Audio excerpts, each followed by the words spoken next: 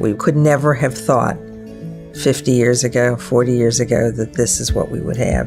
Nor would we ever have the kind of people we have who really find themselves part of this family.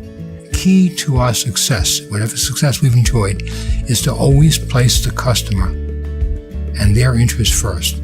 Their problem is our opportunity. It was a Sunday night and I got a phone call, and this young man said, "My name is Alan Elkin, and I was asked by a friend to give you a call." I really did think she was going, from the sound of it, she was having a casual date with some girls. I said, "Well, could you break it?" And I thought, who is this guy who's asking me to break a date, and I never have even met him? From there on, it was real quick. It was August 21st, and we were married May 6th. And our first Karen was due on April 22nd. We got a phone call from Alan, and he said, "Honey, I've got a problem. I've been fired." We had to do something.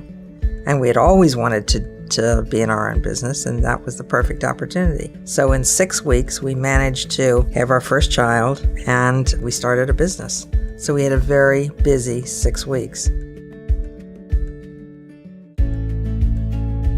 We started Advance with just under $10,000. We knew we had to live on our savings for 2 years without touching a penny from the business. Our first child came with us in a playpen because we couldn't afford help.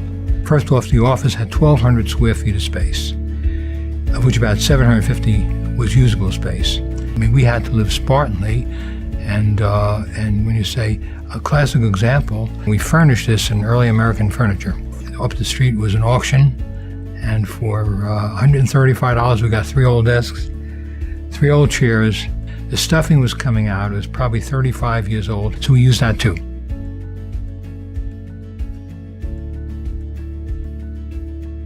Now, the Russell T. Baker Company was the largest independent realty firm in this area, certainly in this area, maybe for the whole state.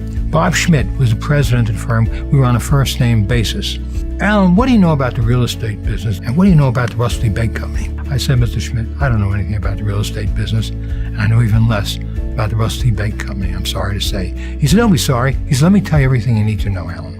And I'll never forget this. He pointed to a thermofax machine not too dissimilar from the ones I had sold in New York. He said, "Alan," he said, "that's not a copying machine." He said, "It's a contract maker. And it needs service when it needs service.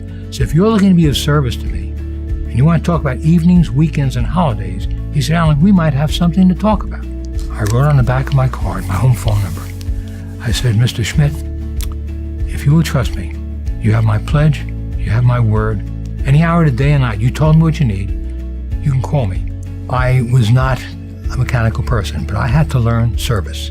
Now, at Nashua Corporation, one of our 2 suppliers were the ones who supplied all of our thermal and photocopy supplies. And they said, "I have to speak to Carl Henty, who is the service manager."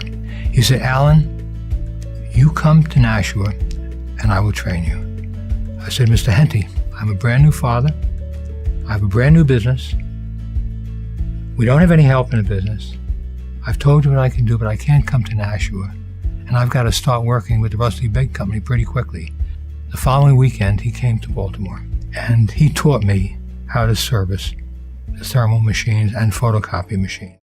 We have great equipment, we have great products, we have great people, but we have a great culture. Some of the best times I've had, at Advance or with Alan in the field, and I can think back to, walking up Howard Street, canvassing, knocking doors, literally when it's 95 degrees outside, with Alan in our suit coats, walking down the street, going in, back when he was on TV more. Advance always knows what's going down. Alan Elkin of Advance always had a vision for the next big thing. Contemporary.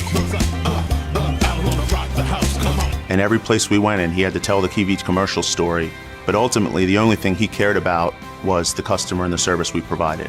We're so fortunate in that some of the best advertising that we've ever done is our customer reference letters. A lot of the letters are not just praise, they're about real situations that oftentimes there are situations where adversity was turned into a great experience, and it's something we take great pride in, because when our customers have a problem, we're going to do whatever it takes to make it right.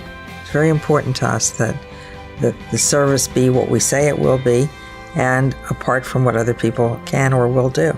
We solve problems. When you solve problems, you build a business. You care. Let's show we care. Before the sale, we're all wonderful. It's what happens after the sale, when they're having problems, that we differentiate ourselves. We don't talk about it, we perform.